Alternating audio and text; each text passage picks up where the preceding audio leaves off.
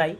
हम इसमें ये कहते हैं कि वे भौतिक राशियां जिनके पास परिमाण और दिशा दोनों होते हैं उन्हें हम बोलते हैं सदिश राशि। अब इसमें कुछ एग्जाम्पल समझ सकते हैं, कुछ एग्जाम्पल हैं सदिश राशि के। जैसे आप यहाँ पर बोलते हैं विस्थापन, आपको अभी ना ध्यान रखना है विस्थापन, ये जो टर्म आपको जो भी बातें अब एग्जाम्पल के थ्रू बता रहे हैं वो आपको याद रखना है। विस्थापन ऐसी क्वांटिटी होता है जिसके पास परिमाण और दिशा दोनों होता है। अच्छा, ये चीज़ ना अभी थोड़ी देर में आपको सारी बातें समझ में आएंगी कि ये हम क्या आखिर बता रहे हैं, ठीक है। लेकिन पहले ना आप इसको समझिए, पहले इसको समझिए। यहाँ पर देखिए एक बात होती है, आपकी क्लास बेसिक क्लास है। अभी आपको जो भी बातें बताई जाती हैं ना उन बातों को आप याद रखिए कि ऐसा होता है, क्यों होता है वो थोड़े समय बाद आपको पता चल जाएगा कि ऐसा क्यों होता है। जैसे बचपन की बात होती है, जब आप क्लास मतलब स्कूल जाना शुरू करते हैं तो जैसे क ख ग घ ABCD आपको सिखाया जाता है, तो आप वहाँ पर ये क्वेश्चन नहीं करते हैं कि क ऐसा ही क्यों बनता है, ए ऐसा ही क्यों बनता है या क्यों बनता है, ठीक है। मतलब ये सारे क्वेश्चंस आपके दिमाग में नहीं होते हैं तो आप सीख पाते हैं।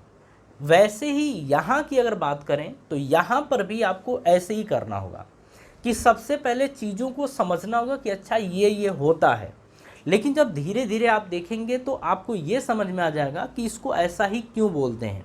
जैसे विस्थापन को अपन सदिश राशि ही क्यों बोलते हैं, अदिश राशि क्यों नहीं बोलते हैं, इसका कारण आपको थोड़े समय के बाद पता चलेगा। लेकिन अभी आपको क्या करना है, सीखना है। जैसे हम बता रहे हैं कि सदिश राशि इनको बोला जाता है, आप कहेंगे हाँ ठीक है इन्हीं को बोला जाता है। सदिश राशि के ये एग्जाम्पल होते हैं, ये उदाहरण होते हैं, हाँ यही होते हैं। अब क्यों होते हैं, कैसे होते हैं, अभी आपके दिमाग में ये क्वेश्चन नहीं आना चाहिए, ठीक है। तो जैसे हमने कहा विस्थापन एक सदिश राशि है। वेग की बात करें तो वेग भी एक सदिश राशि। अच्छा, विस्थापन को बोलते हैं अपन डिस्प्लेसमेंट, इसको बोला जाता है डिस्प्लेसमेंट। वेग को बोला जाता है वेलोसिटी, ठीक है। इसके बाद देखिए त्वरण की बारी आती है। त्वरण को हम बोलते हैं एक्सिलरेशन। फिर बल को अपन बोलते हैं फोर्स, ठीक है। इसके बाद बहुत सारे एग्जाम्पल हैं, जैसे आप देख सकते हैं संवेग भी एक सदिश राशि है। संवेग को बोलते हैं अपन मोमेंटम। आवेग को अपन बोलते हैं इम्पल्स।